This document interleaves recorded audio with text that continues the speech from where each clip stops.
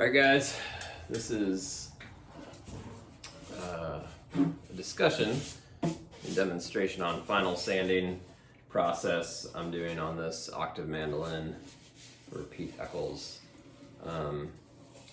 This is, again, my approach. It's what flows the best for my brain and the way I think about a systematic way to do the sanding and scraping. So right now the surface is all sanded back to about 220. All right, it's still going to need a little bit of final carving and scraping on the arches on the front, but it's pretty close to dialed in. And I'm just going to leave that for now. I'm not even going to touch the soundboard. That's always the last thing I do as far as the sanding and putting a wash coat of shellac on. The first thing I do is the backboard and the sides. The neck I've actually already done, and it already has shellac on it. But my way of thinking is the soundboard is the softest material on the instrument, which means highest probability of any dents or dings showing up while you're sanding. Like even if there's like just a miscellaneous wood chip you didn't see, that can leave an indentation, and then you're gonna have to redo your work. So I save it to last when there's the tightest window of opportunity for a dent or a ding to happen. Another reason I save the top to last is because, especially soundboard like this, where I'm going to leave it this natural color, is the dark walnut dust. When you're sanding and scraping, it can smear and then get all over the soundboard and just kind of create a mess. So my thought is take care of the sanding, the dust management, pore filling, and then seal it with shellac or whatever you're using as a sealer coat. And then that's going to keep that kind of mess contained on the sides and backboard. And then it's going to be less work and cleanup work that you might have to do on the top. Another thing I need to do is make the bridge, and that's going to require a bit of work and extra sanding, and I leave that till a little bit later on too.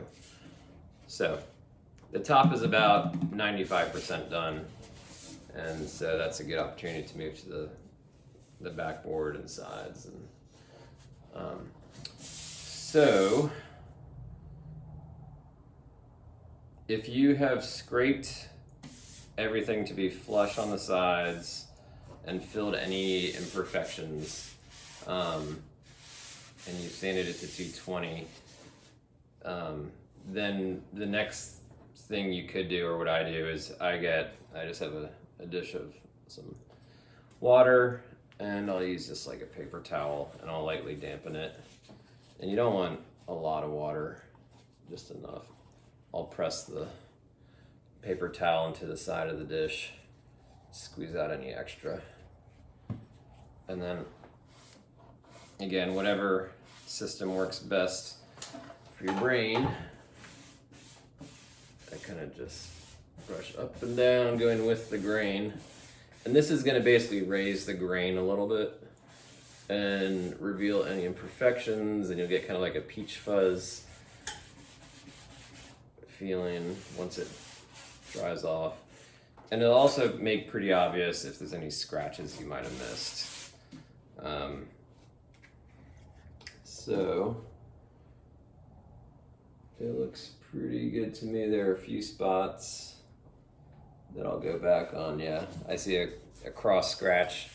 You're not gonna be able to see it in the video, but there's a cross scratch right across here. So what I would do then is I just use these little erasers you can get anywhere, like grocery store, dollar store, wherever. And I like them because they're pretty firm, but they're also flexible. So I think they're good for getting into corners and just kind of spot leveling some areas. And then I'm just gonna use 220 and then again go with the grain.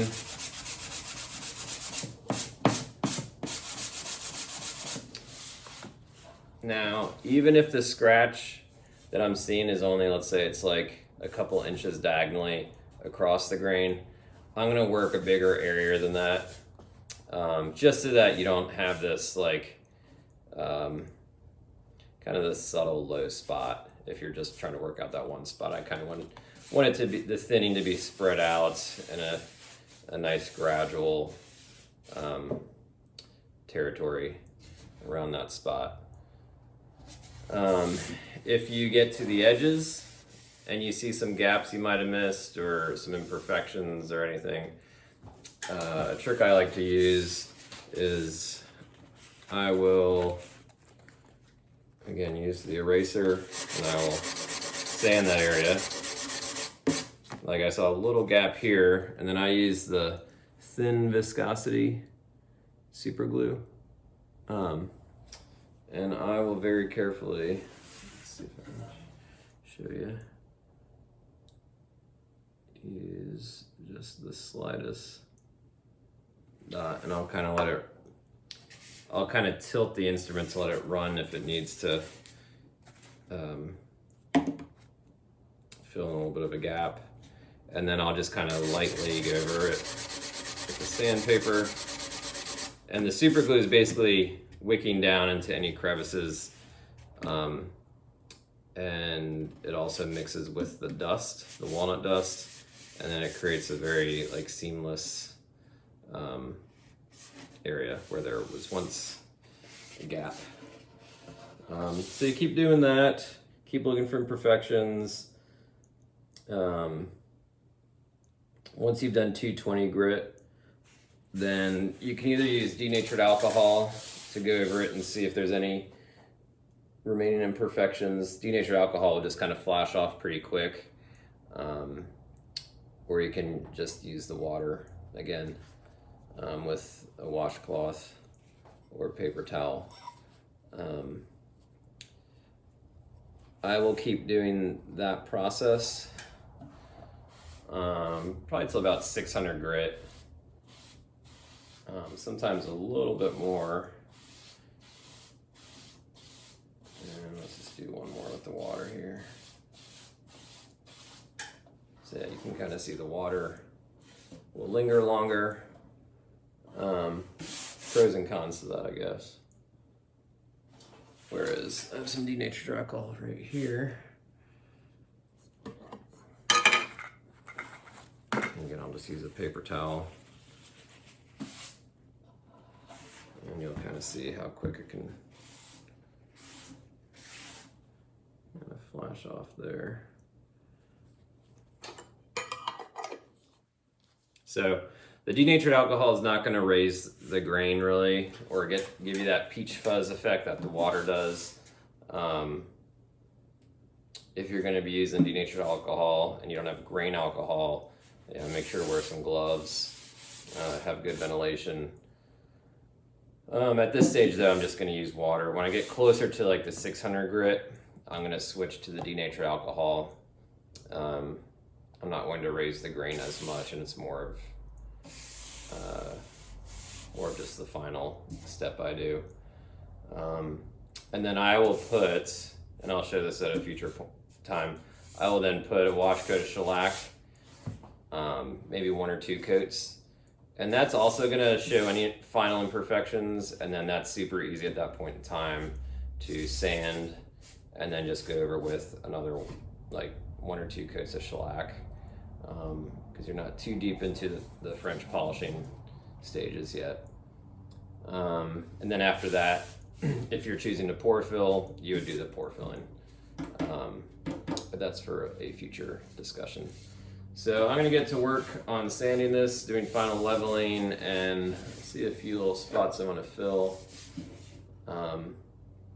Another thing to keep in mind, I think when you're getting to this final stage of sanding for an instrument, have a nice, clean, designated spot. I use this long workbench and I put down a towel and I pretend that you know, the towel is very defined, kind of inbounds for the instrument. And try to keep it super clean, no wood chips, and that's kind of where the instrument stays.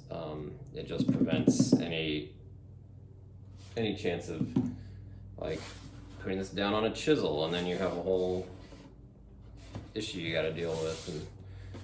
And I had to learn the hard way with that, to kind of have a designated workbench and use the towel, the dimensions of the towel as like, this is only for the instrument and nothing else. Although you can see these things are encroaching on it already. So put those over there. All right, I'm gonna start sanding this some more. Hopefully in the next few hours, everything will be sanded and sealed, and a little bit closer to getting this instrument done. So, all right, thanks for watching.